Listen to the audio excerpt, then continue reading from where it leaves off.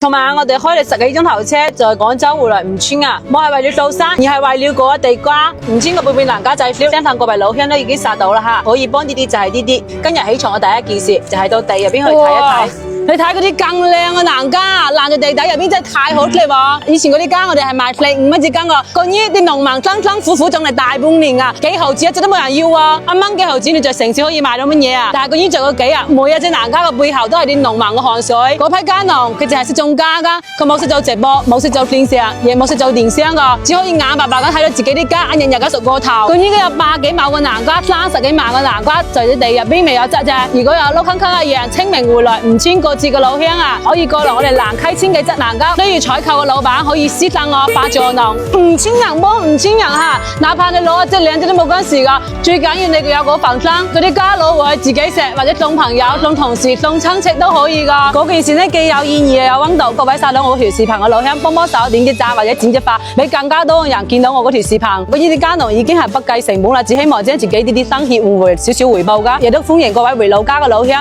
到我哋蘭溪村嚟質南瓜，或者係你哋想高速嘅時候可以過來，直接帶1包2包走，幫我哋吳川嘅瓜農一齊渡過難關。